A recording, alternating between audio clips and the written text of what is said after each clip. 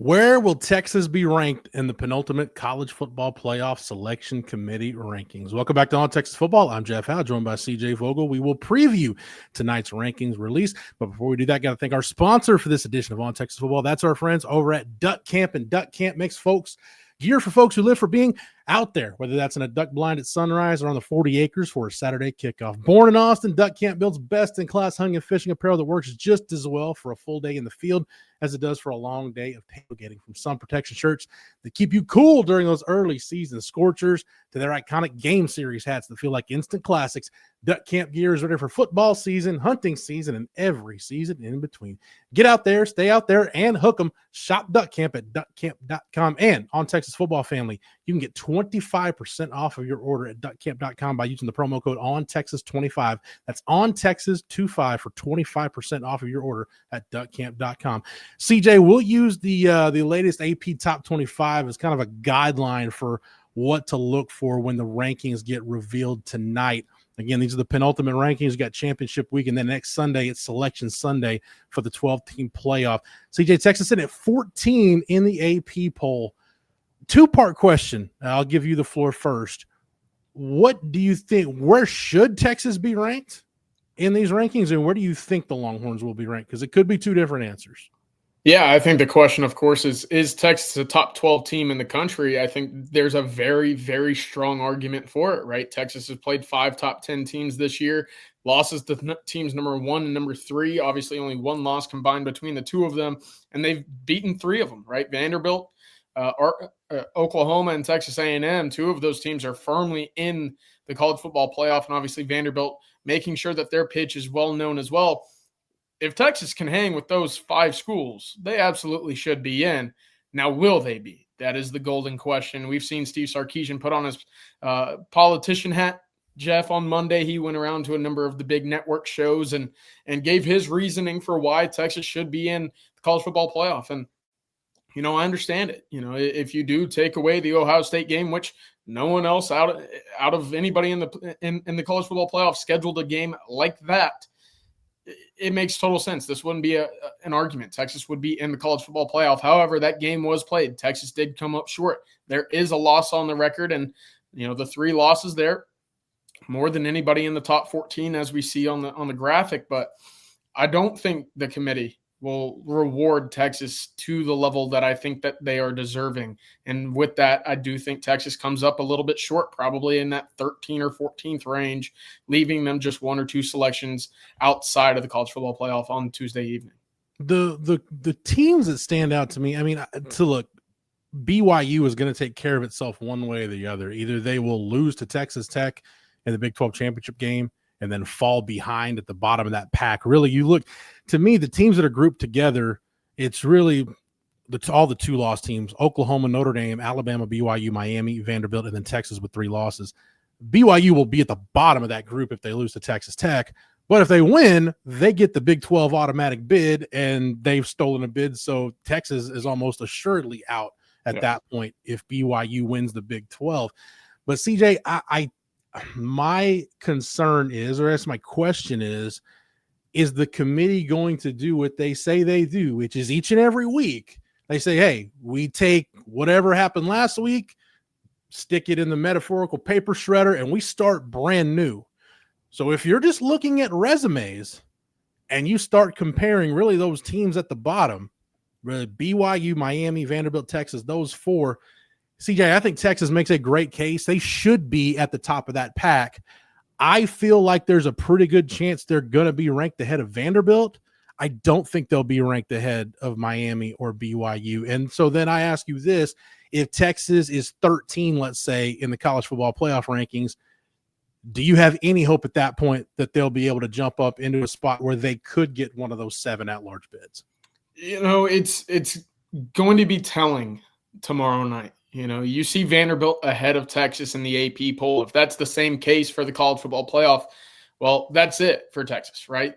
The committee would have valued Vanderbilt's season that much higher or that much more than Texas. And it doesn't have to be a lot, but it would be enough to then say, hey, regardless of what happens in college your conference championship weekend, we already believe that Vanderbilt has a better resume than Texas. And that's even considering the head-to-head. So that's going to be really important for me is when the college football playoffs drop tomorrow or this evening, Jeff, if Texas is ahead of Vanderbilt, hey, there's life. There's reason to think that whatever happens moving forward, Texas will have an opportunity to slip into the back, as you mentioned, those 7 at-large bids.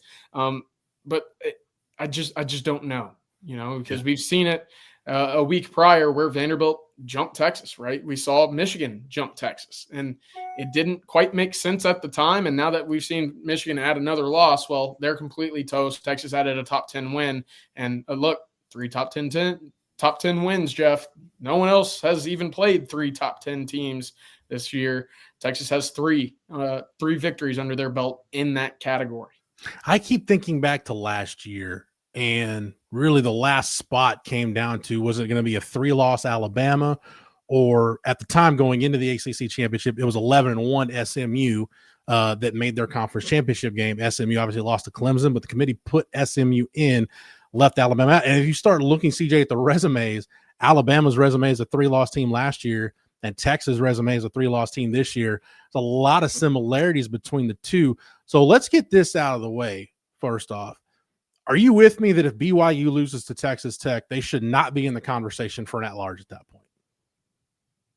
Yes, and I say that hesitantly because, look, I hate punishing conference championship losers, but in the sense of the Big 12, where you don't see the strength of schedules comparatively to that of the Big 10 or the SEC, it makes all the sense in the world to say, what have you accomplished this year, rather than what are your shortcomings, in which that would be a loss to Texas Tech once again. So I do in this instance. Now, for an Alabama, Jeff, and I think there's a conversation here, is if Alabama falls and they end up 10-3, Texas in theory would have a stronger resume with their 3 top 10 wins in comparison to that of Alabama's victory over Georgia, right? So is that head-to-head, is that, apples to apples? I don't think so, because of that extra game that they've proven more worthy of than Texas in conference play. What BYU has going for it, CJ, is strength of record. And strength of record, according to the definition ESPN has, it said reflects the chance that an average top 25 team would have team's record or better given the schedule. BYU right now, among those teams kind of in that pack with those bottom 4, BYU's got the best strength of record at 6. Then you got Vanderbilt at 11, Texas at 12, Miami at 14. You can say, okay, we're splitting hairs between Miami, Texas, and Vanderbilt. You're kind of splitting hairs there. BYU appears to be a notch ahead. But CJ, to your point, you go to strength of schedule, and the strength of schedule metric, without question, among these teams favors Texas. Texas 8th nationally in strength of schedule. You start looking at some of the other teams in that mix. Vanderbilt at 22, obviously playing an SEC schedule, is going to help. BYU at 35, so they're outside the top, just inside the top 40. And then Miami's actually outside the top 40 in strength of schedule at 44th. So, CJ, I guess my question is, and I'll let you represent the selection committee here or give your best guess. What metric do you think is going to matter more? Obviously, I think they've got to weigh one against the other. Which one do you think holds more weight? Is it strength of record or strength of schedule? It's going to be strength of schedule. And in a way, I feel like none of it matters. And we've seen that from the committee, because the one, number or metric that does is just the good old-fashioned win-loss column. And again, I think that's a bit unfortunate for what Texas has been able to accomplish with these 3 big wins, right? No one has been able to do this since 2019 LSU, Jeff, and that was obviously a pretty good football team at the time. So it's unfortunate. And strength of record, I think, indicates more so, your strength of competition in regards to out-of-conference comparative teams. And that's where a lot of the Big Ten comes into play. That's where a lot of your SEC, and obviously, you can kind of kick the ACC to the curb in this conversation. But there's still the conversation to be had. And I know Miami needs some help here, but I just don't see it happening. And then the other metric that the committee, it's there. I don't know how much they're going to weigh it, is game control. And if you look at these four, where they're ranked right now, nationally, Miami 6th in game control, and then BYU, Texas, and Vanderbilt are all together. BYU at 14, Vanderbilt at 15, Texas at 17. So, CJ, if you just look at game control as a metric, the Florida loss and those two games in the middle that everybody keeps focusing on, the overtime win at Kentucky, the overtime win at Mississippi State, I would think the game control metric for Texas would reflect those a lot more drastically than it is right now, when you're basically on par with BYU and Vanderbilt in terms of game control. So if everything's equal, CJ, relatively speaking, I feel like Texas should be the highest ranked of those four teams. But again, for a lot of the reasons we're talking about, I don't think they're going to be. At the end of the day, CJ, what percentage of hope do you personally have that Texas will be in the playoff when all is said and done?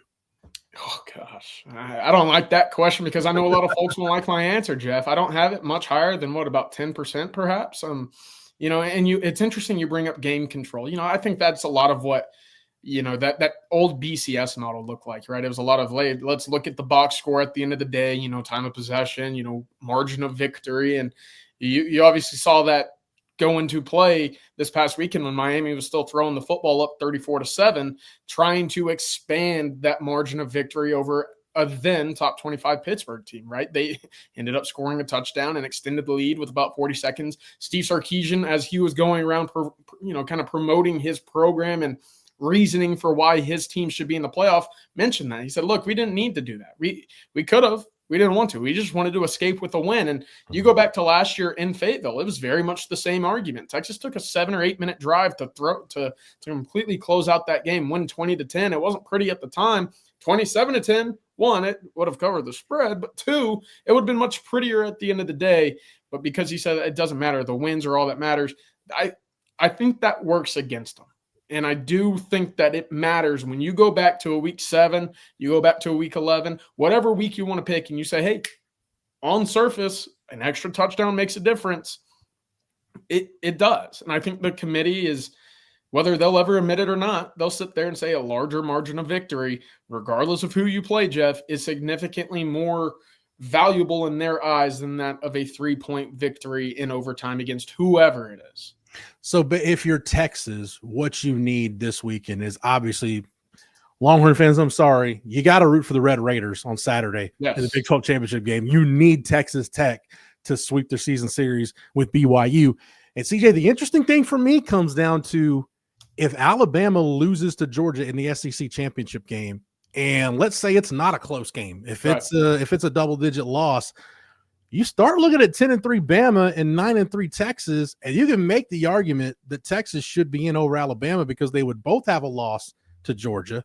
A common opponent would be Oklahoma, who Alabama lost to at home, Texas beat on a neutral field, and they would each have one bad loss, Texas on the road to Florida, Alabama on the road to Florida State. And if you want to get really nitpicky about it, Florida finishes 4-8, but they beat Florida State, and the Seminoles are not bowl eligible. So at the end of the day, CJ, that's really what you need, I think, is BYU to lose the Big 12 championship game and take themselves out. And you need to root for Georgia to pour it on Alabama in the SEC championship game. Easier said than done, CJ, but I think those two things, if those happen that way, you've got a decent chance come Sunday. Yeah, I definitely agree. That's basically your path. And again, what the committee does with Texas and Vanderbilt will basically give you an indication of, if those two things happen, do you have a chance or not? Because if they keep Vanderbilt above Texas, all of this is for naught, right? Because both teams will be idle. Not much will change before now and Selection Sunday.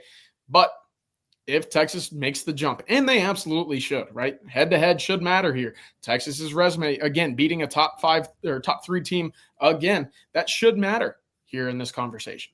But will it? That's the big question. And ultimately, that will be what green lights what you're talking about with the scenario this weekend of Texas Tech over BYU. And look, you need Georgia to put a whooping on Alabama here again. So that's going to be interesting, Jeff. I haven't gotten your thoughts here. But when we talk about percentages and predictions and will it actually happen, you're still seeing the opportunity here, are you not? That's it's either my naivety or my eternal optimism. Yeah, I'm like 20%, 25%, because I just think Texas is straight up a better football team than BYU. Yep. Texas beat Vanderbilt straight up. And, if Miami played Texas schedule, I think Miami is a lot worse than 10-2. So again, we're just talking about those four teams right there. If Alabama as the third loss, they get lumped into that pool too. And you can definitely make the argument that Texas has a better resume at that point than Alabama will have. Here's my thing, CJ.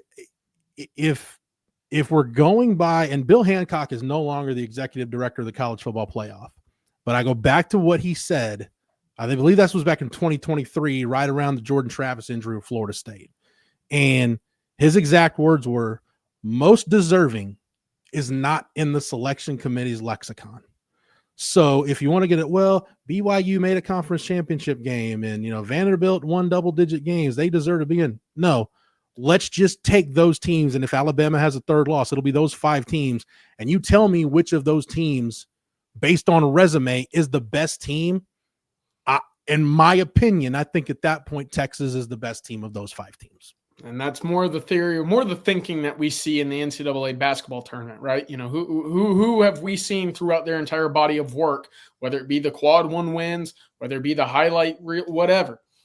That's who gets the nod when it comes to the first 4 out, the final 4, in that second group that hasn't, that doesn't make the cut. Mm-hmm. If that's applied, Jeff, that's the path for Texas, because they've shown that they can compete with just about anybody in the country. And look, they've played more top 10 teams. They've played 5 than anybody else in the country. The next highest is 2. So, yep. If that's applied, and like I mentioned earlier, the committee set the precedent last year. They did kind of go with what they felt was most deserving, because if you looked at Alabama's resume against SMU's resume, there's no question Alabama was the better team. Sure. But it felt like they went with most deserving.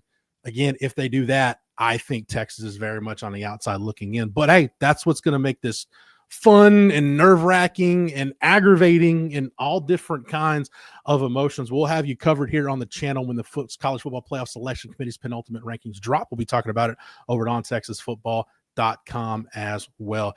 CJ, thank you for the knowledge and expertise as always. Thank you to Matthew behind the scenes for producing it. Thank you to our friends over at Duck Camp for sponsoring it. If you're not a member over at ontexasfootball.com, that's all right. You can get over the site right now and sign up using the promo code OTFOG, and that'll get you 1 year of access at ontexasfootball.com for $39.95. Make sure that you like this video and that you're subscribed to the On Texas Football YouTube channel. That way, whether it's here on the channel or on the site, you're not missing any of our Longhorn coverage all year round.